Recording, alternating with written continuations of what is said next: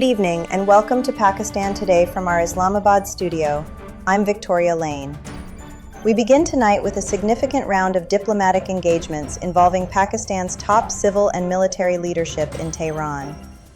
Chief of Army Staff Field Marshal Asim Munir has met Iranian Foreign Minister Abbas Araghchi, where discussions focused on Iran-United States negotiations and broader regional de-escalation efforts.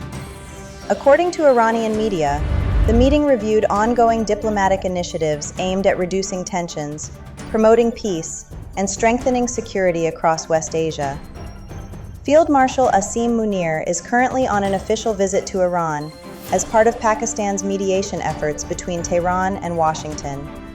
Separately, Interior Minister Mohsin Naqvi is also in Iran, holding meetings with senior officials in support of regional stability initiatives. Turning now to East Asia, Prime Minister Shehbaz Sharif has begun a high-profile 4-day official visit to China, marking another key chapter in Pakistan-China relations.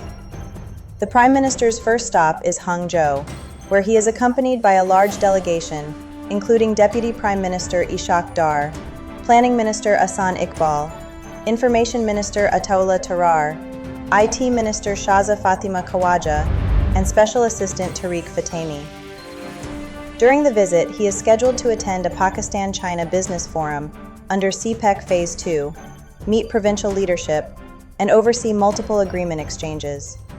He will also meet executives of major Chinese companies and visit Alibaba headquarters.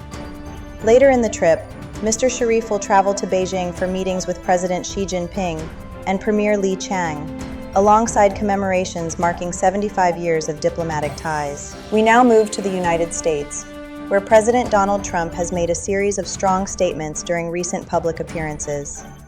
Eric Westwood is reporting from New York City. Thank you, Victoria. President Donald Trump told media that the United States has regained global respect and is now stronger than it was 2 years ago. Speaking at separate engagements in Washington and later at a rally in New York, he claimed Iran's leadership had been neutralized and said the country no longer maintains an effective air force or navy. He also criticized what he called fake news outlets for spreading misinformation about conflict narratives.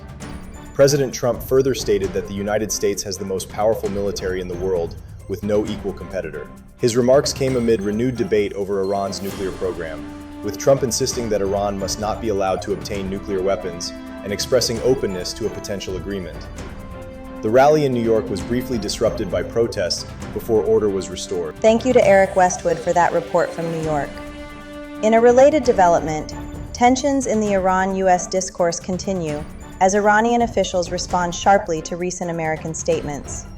Authorities in Tehran have said that US President Donald Trump has no option but to accept Iran's national rights, warning that failure to do so would lead to further setbacks for Washington.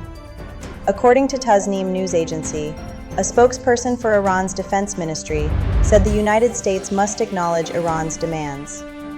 Separately, Iranian Foreign Minister Abbas Araghchi held a phone call with Oman's Foreign Minister Badr al-Busaidi, focusing on diplomatic efforts to reduce regional tensions and end ongoing conflicts. Iran's UN envoy Amir Saeed Iravani has also written to the United Nations, calling on Persian Gulf states to compensate Iran for war-related damages. We now turn to South Asia, where United States Secretary of State Marco Rubio has begun a 4-day official visit to India aimed at strengthening bilateral relations.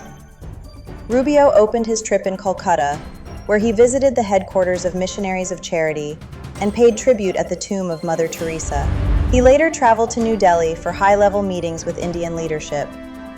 His schedule also includes participation in Quad Foreign Ministers talks involving Australia, Japan, India, and the United States. The visit comes as Washington seeks to deepen strategic partnerships across the Indo-Pacific region. Shifting focus to Pakistan's diplomatic front, the government is intensifying efforts to expand international cooperation, particularly with the United Kingdom. Sarah William is reporting from Islamabad. Thank you, Victoria. Prime Minister Shehbaz Sharif has reaffirmed Pakistan's commitment to strengthening ties with the United Kingdom during a meeting with British policy figure Jonathan Powell. Both sides agreed to enhance cooperation in security, trade, investment, and development sectors. Britain also expressed strong interest in supporting Pakistan's ongoing reform agenda. British High Commissioner Jane Marriott highlighted that economic relations between the two countries remain robust, noting that more than 200 British companies are currently operating in Pakistan. She added that total British investment exceeds 910 billion rupees, while bilateral trade has reached a record $6 billion.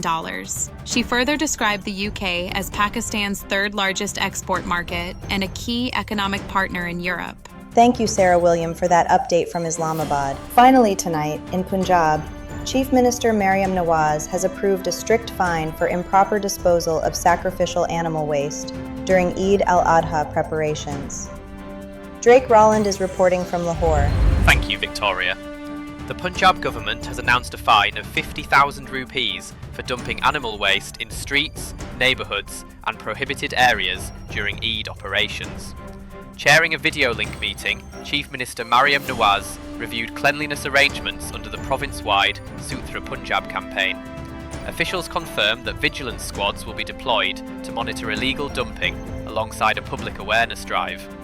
The Chief Minister directed all departments to work in coordination and ensure special cleaning arrangements in housing societies, cantonment areas, railway colonies, commercial hubs, main roads and graveyards. Authorities also confirmed that more than 176,000 sanitation workers will be deployed across Punjab, supported by additional vehicles, collection points and designated dumping sites to maintain hygiene during the festive period. Thank you, Drake Rolland. That's all for now. You're watching Pakistan Today. I'm Victoria Lane.